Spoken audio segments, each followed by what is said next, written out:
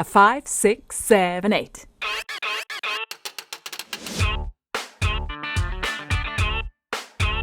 When you hear the call, you gotta go. In my case, to be a dancing filmmaker in New York City. Yeah, anything is possible in the Big Apple.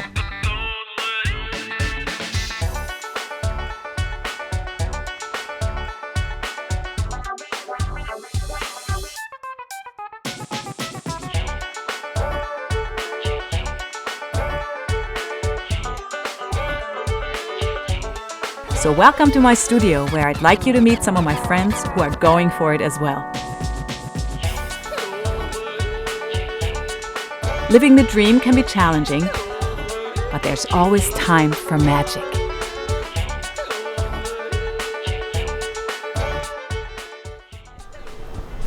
I'm Marianne Hettinger. This is HALLO New York.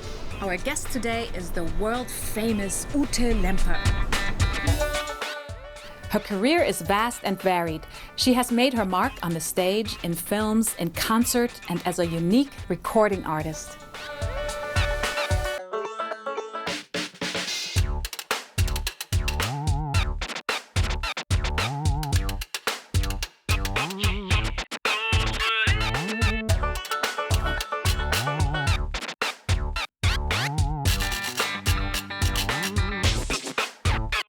Okay, let's go!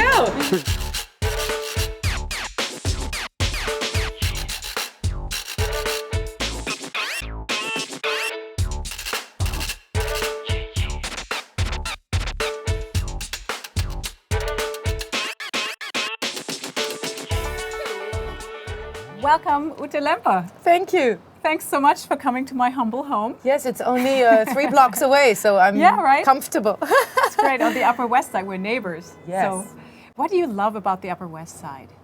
What made you decide to move here? It's such a beautiful, it's a little village in New York, isn't it? Because you have everything all around you. You can walk on a beautiful day. I mean, you don't even take cabs. It's like you go to the park, Riverside, Central Park. You have every shopping, every great Fairway, Christie's, every Zabar's, everything, and every hardware store, every activity, every school.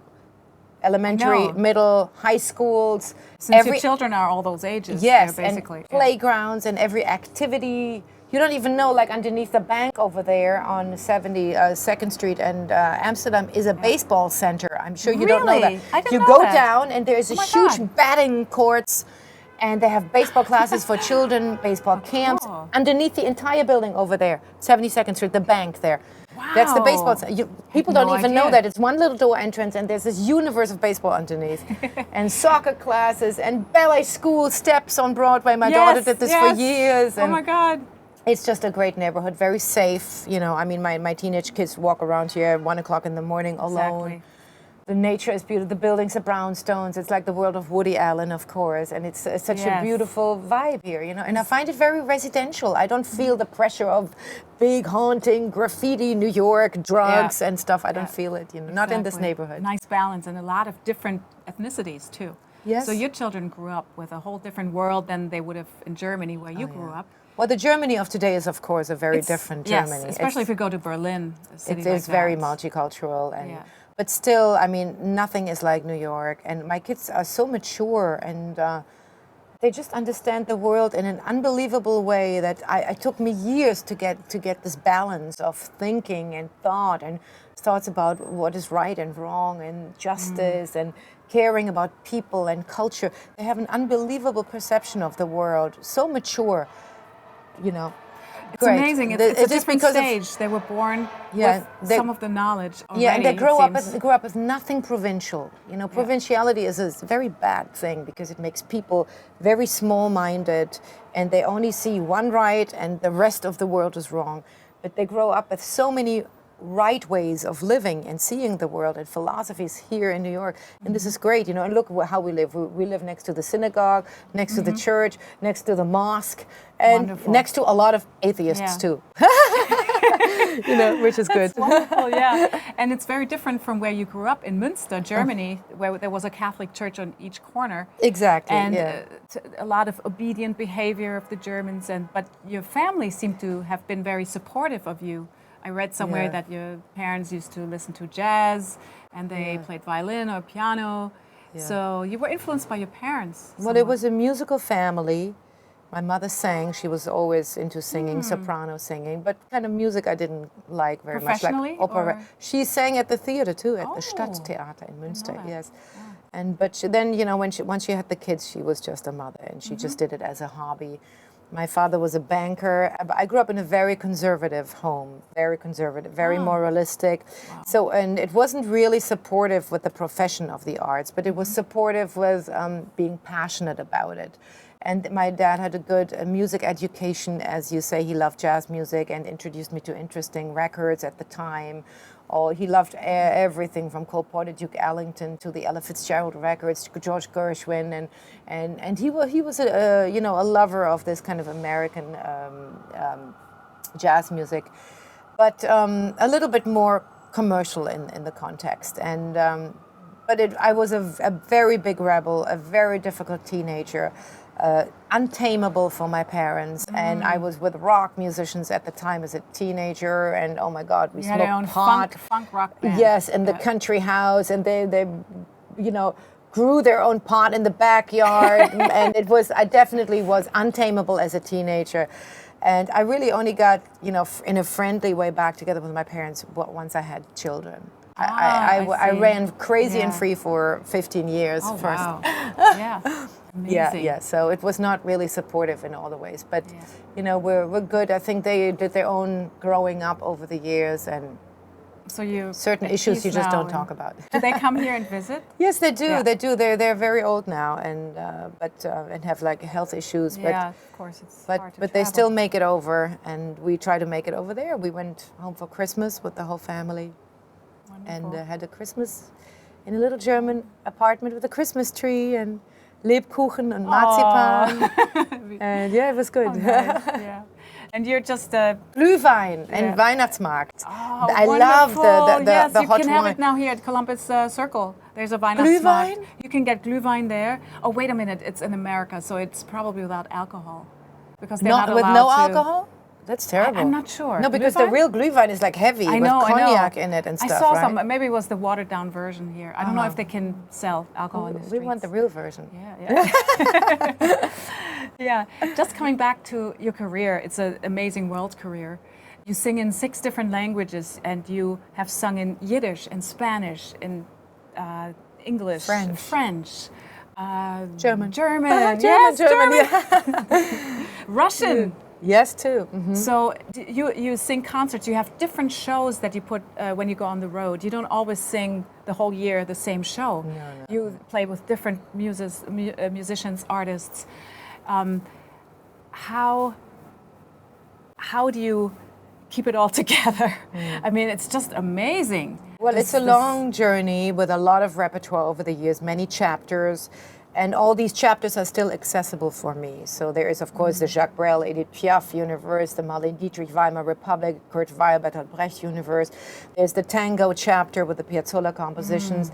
There is the musical chapter with the more jazzy interpretations of, you know, of the like musicals, Broadway, like from Kander and Ebb and all that stuff. That chapter, and then I have the Charles Bukowski, they say here, project with the new music. Then my Pablo Neruda music. Then my own compositions with my own kind of singer-songwriter songs I did over the years, starting with the Tom Waits stuff and the Elvis Costello music to my own music. But I would say if you identify me as an artist, I clearly have, you know, the European songbook as my identity. Yeah. The French songbook, the German songbook, and from there on I venture out and make that more contemporary with my other adventures. But it's in the tradition of the expressionist German school with the existentialist French poetry and literature and music, and from there on everything kind of organically peters out into different universes. And a song, you are known as the ambassador between the Jewish-German dialogue, and you have sung Kurt Weill and Bert Brecht and brought it to the whole world, to so many countries. When you sing a song like Mackie Messer, do you still discover new things in it because you're so alive in the moment when you perform? Or you Well, say, I oh, don't wow, think- I did that differently tonight, or Yeah, well, it is every night differently, but I don't think I discover new things anymore. I have sung this for a long time. I have all different versions, the orchestra Fantastic. version, you know, the traditional version arranged by Bertolt Brecht. I sing it with only bandoneon, for example, like a drehorgel on the market, which is great too. Then I do the jazzy version, of course, with a big band and orchestra version, and all kinds of different stuff. And I like to just mess around with it. By now, I just like to mess around with it because there is, you know, it's such a alte Kamelle. It's such a old, like, cheeky song by now that, you know, the real song is about this criminal, Mac the Knife, that you know... Bernie Madoff type of Yeah, guy. yeah, no, I mean, You yes, said once. corruption, theft, burglary, rape, even that, you know, it makes me think of this guy who kidnapped these women in... Oh my God, in Cleveland. Cleveland, yeah. Oh, I mean, he's just the worst outrageous criminal in town, and, you know, unfortunately, like a hero at the same time, because he just broke all the laws of humanity and even social systems. So he's not a hero, you know. But through the years, and especially into the American interpretations, it became like a soft shoe song. The original one is a very provocative song about terrible crimes. Yeah. So that's, you know, sometimes I'd like to remind the audience of the root of this song. Yeah. Yeah. And regarding the Jewish, you know, that my mission is to keep these songs of, you know, the composers that were exiled by the Nazis alive, most of them Jewish. Yes, that really developed into a mission over the years. And then I'm so lucky that I can carry this mission and speak about it, because singing this repertoire means confrontation with the past, opening the dialogue about the past as a young German, non-Jewish, post-war artist. And yes, but somehow I figured out very early, almost as a late teenager, that my mission would be to keep this dialogue alive about a time that in the 60s, 70s, we barely spoke about this. You know, it was kind of like buried, and nobody wanted to kind of personally access guilt or access pain even about it, grief.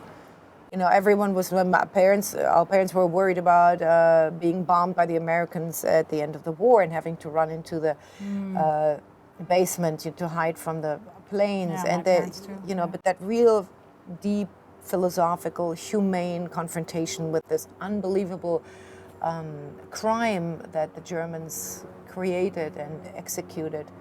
You know, I think it didn't happen. So I needed to make that happen, that dialogue, through my music. And you're healing with your music. Yes, because I it reaches do. all peoples. It's just humanity. It's not, Yeah. I'm German, I'm Jewish, I'm No, English. it is about, you know, failure of humanity, you Yeah. know, this dialogue. And for some reason, keep it don't alive. ask me why, but my boyfriends and husbands all were Jewish. I mean, none of them were like practicing Jews, or, you know, everyone was kind of an anarchist and open in the head and certainly questioning everything, but they were all born in the Jewish There's a lot of artists. faith, Jewish. I mean, you the know. whole New York community. Yeah. is so much. Yeah, and it's great because they're free and open and creative, and yes, over the years I have, you know, enjoyed the Jewish traditions, the family parties and all of that, you know, but it's always a problem if you get to organized religion to discuss things, and you know, but hey, listen, people should do whatever they need to do. Wonderful. Do you have any hopes for the future, for the next 20 years in your own life, in your career? Something you want to do? You're actually doing it now. Yeah, I'm living my dream. You're living your dream. Well, I mean, you know, you have to adapt to the dream that is actually the truthful dream. You know, of course, you can dream, oh my God, I wish my next CD would sell 5 million copies, and or blah, blah, blah, you know, these kind of, but that is childish, because I know that these things don't happen. I am, you know, you say I have this big career, but my career is very limited to a niche, as they say here, a little niche of this European chanson culture. And that's where I live very freely, but still hardworking to make the bucks, to get my son through college, put my kids to school, you know, still very hardworking. So it's not this unbelievable great career and I'm swimming in my, not at all. I have to really work for the life I live here in New York, and for granting to my children opportunities and great colleges. And that's my whole purpose, that I really also work hard to give them and present them with opportunities in life, and then they have to do it themselves, of course. But yes, but I mean, I love my work, thank God, but I am also obliged to work hard. Okay. Well, thank you so much for your unbelievable talent, for sharing it with us, and Thank you. your time today. It was a wonderful conversation. Thank you, Ute. Thank you, thank you. Thank you for watching Hello New York. I'm Marianne Hettinger. See you next time. Ciao.